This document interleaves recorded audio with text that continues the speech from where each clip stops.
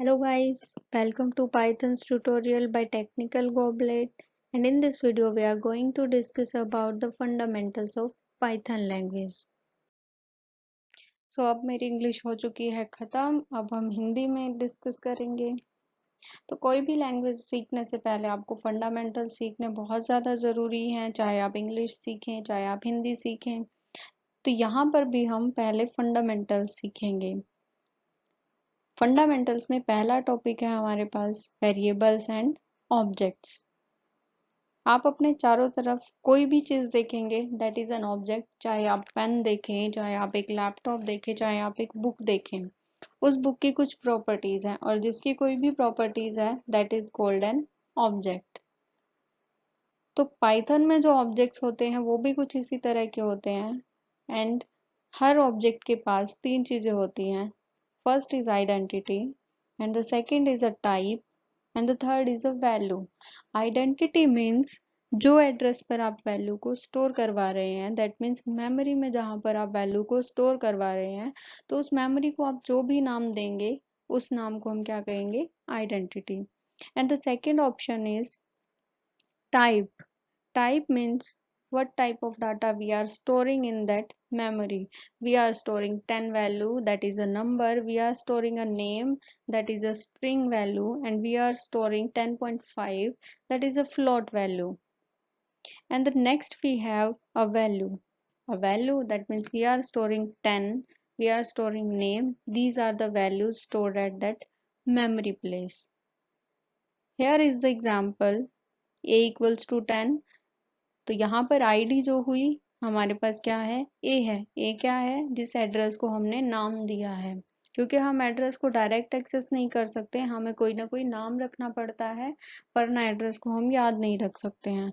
So here a equals to 10, ID is a, type क्या है, 10 is an integer. सो यहाँ पर डाटा टाइप क्या हो गई, इंटीजर। और वैल्यू हमने क्या स्टोर करवाई है, 10, तो वैल्यू यहाँ पर हो गई 10। ये रहा एग्जाम्पल, दैट मीन्स ये एक मेमोरी ब्लॉक है। इस मेमोरी ब्लॉक पे ये कुछ एड्रेस है यहाँ पर। इस एड्रेस पे हम जो वैल्यू स्टोर करवाएंगे उस वैल्यू को पहले हमें इस एड्रेस को एक नाम देना पड़ेगा ए, एंड वैल्यू यहाँ पर हम स्टोर करवा सकते हैं। अब हम डिस्कस करते हैं how variables are stored in memory और the objects are stored in memory. कैसे हम मेमोरी के अंदर सेव करते हैं किसी भी वेरिएबल को। तो हम एक एग्जांपल लेते हैं, a इक्वल्स टू 5। इसका मतलब आईडी है हमारे पास a, वैल्यू है 5 और इसकी डाटा टाइप क्या है, इंटीजर। तो ये कुछ मेमोरी ब्लॉक्स हैं और इनके कुछ एड्रेसेस हैं। तो हम 5 को किसी एक मेमोरी एड्रेस पर स्टोर करवा देते हैं और इस मेमोरी एड्रेस को हम एक नाम देते a। तो जब भी हम a को कॉल करेंगे तो जो जो भी एड्रेस इससे अटैच्ड होगा उस एड्रेस पे जो भी वैल्यू स्टोर होगी वो आपको मिल जाएगी। अब दूसरी स्टेटमेंट लिखते हैं हम, b इक्वल्स टू 5। तो b इक्वल्स टू 5 है, 5 ऑलरेडी हमारे पास मेमोरी के अंदर स्टोर्ड है, तो हमें दोबारा स्टोर करने की ज़रूरत नहीं है। बस उस एड्रेस को एक और नाम दे देना है b, और अब b similarly as a also points to same address. अब मैं एक अलग वैल्यू ले लेते हैं, a इक्वल्स टू हेलो। हमने एक अलग वैल्यू ली, नेम सेम रखा बट वैल्यू डिफरेंट कर दी। तो जो a वेरिएबल था हमारा, अब वो क्या करेगा, b already pointing to the address 5। तो हेलो जो होगा हमारा, हेलो एक एड्रेस पर जाकर स्टोर हो जाएगा, किसी भी एड्रेस पर जाकर, ठीक है। तो b ऑलरेडी पॉइंट कर रहा है हमारा 5 को, तो a अब क्या करेगा, अपना पॉइंटर पिछले एड्रेस से हटाकर नए वाले एड्रेस पर पॉइंट कर देगा। तो जब अब आप a को कॉल करेंगे या a को एक्सेस करेंगे तो a जिस एड्रेस को पॉइंट कर रहा है उस एड्रेस पर जो भी वैल्यू आपके पास अवेलेबल होगी वही वैल्यू यहाँ पर प्रिंट करवा देगा। सो नेक्स्ट हम डिस्कस करते हैं अबाउट डाटा टाइप्स। किस टाइप का डाटा आप मेमोरी में स्टोर करवाते हैं, ठीक है। तो उसके लिए हमारे पास ये मल्टीपल डाटा टाइप्स हैं पाइथन के अंदर। पहली डाटा टाइप जो है हमारे पास वो है नंबर। किसी भी टाइप का आपको नंबर स्टोर कराना है, इंटीजर करवाना है या आपको फ्लोटिंग पॉइंट नंबर करवाना है, तो कोई भी नंबर अगर आपको करवाना है स्टोर तो उसके लिए आपको नंबर डाटा टाइप की ज़रूरत पड़ेगी। और नंबर डाटा टाइप में हमारे पास 3 डाटा टाइप हैं।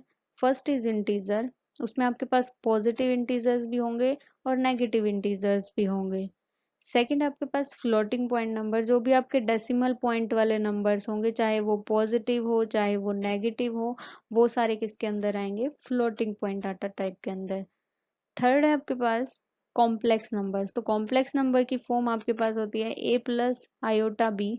जो भी डाटा आपका इस फॉर्म में होगा वो किस में स्टोर होगा, कॉम्प्लेक्स नंबर में। कॉम्प्लेक्स नंबर में आपके पास ये होता है आपका रियल पार्ट एंड ये होता है आपका imaginary part.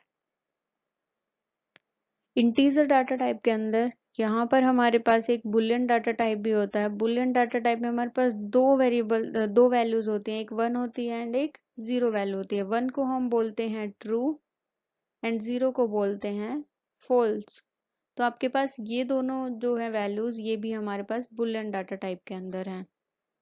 Second data type number के अलावा जो है वो है हमारे पास नन वैल्यू। जब आपने एक मेमोरी एड्रेस को कोई नाम जरूर दे दिया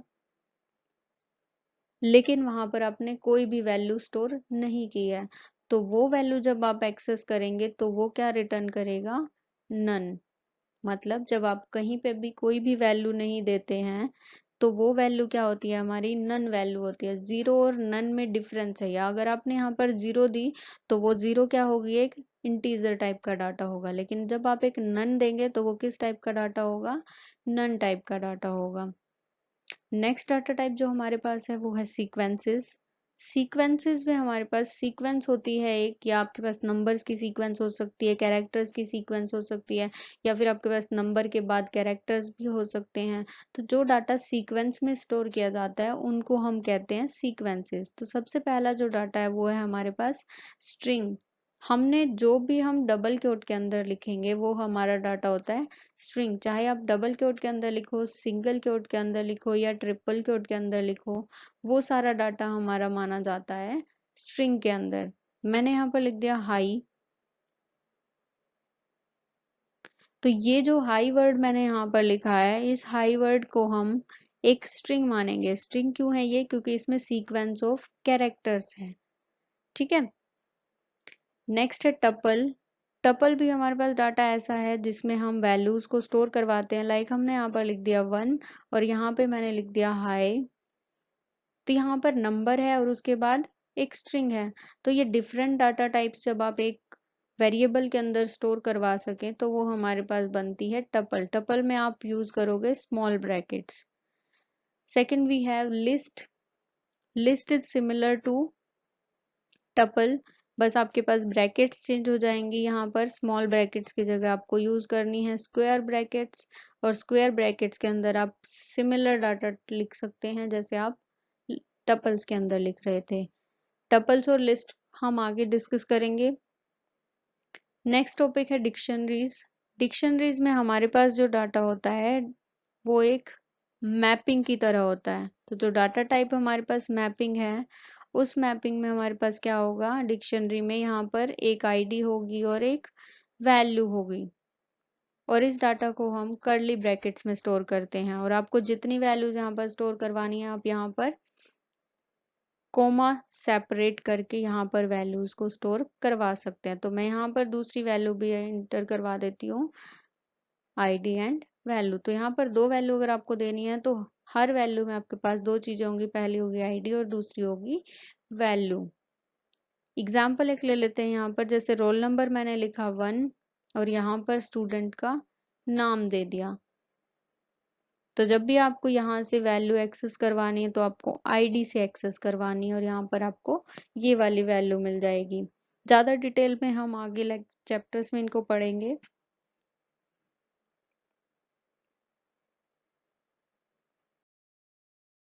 सो कीवर्ड्स क्या होते हैं? Keywords are the predefined word in Python language. जो पाइथन लैंग्वेज में पहले से डिफाइंड वर्ड्स हैं किसी न किसी पर्पस के लिए, वो सारे वर्ड्स क्या हैं, हमारे कीवर्ड्स हैं। ये भी हमारे एक वेरिएबल नेम की तरह ही यूज होते हैं, लेकिन ये जो वेरिएबल नेम्स हैं ये पाइथन ने ऑलरेडी डिफाइन कर रखे हैं। तो ये हैं पाइथन के कीवर्ड्स, ये आप लर्न कर सकते हैं, बाद में हम जैसे यूज करेंगे वैसे ही हमें याद भी हो जाएंगे। तो नेक्स्ट हम देखेंगे कि एक वेरिएबल जो हम लिखते हैं, लाइक हम लिख रहे थे a इक्वल्स टू 10, तो a जो है ये एक वेरिएबल का नाम है, दैट मीन्स जो एड्रेस को हम नाम दे रहे थे। तो इस नाम को लिखने के कुछ रूल्स हैं।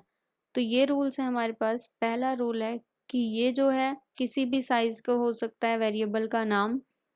सेकंड है, यहाँ पर आप स्मॉल लेटर्स में लिख सकते हो, कैपिटल लेटर्स में लिख सकते हो, डिजिट्स भी लिख सकते हो और अंडरस्कोर भी लिख सकते हो, लेकिन कैसे इसको लिखना है, जो आपका नेम जो होगा वेरिएबल का, that should start with the alphabet और अंडरस्कोर, या तो अल्फाबेट से स्टार्ट होगा या फिर अंडरस्कोर से होगा।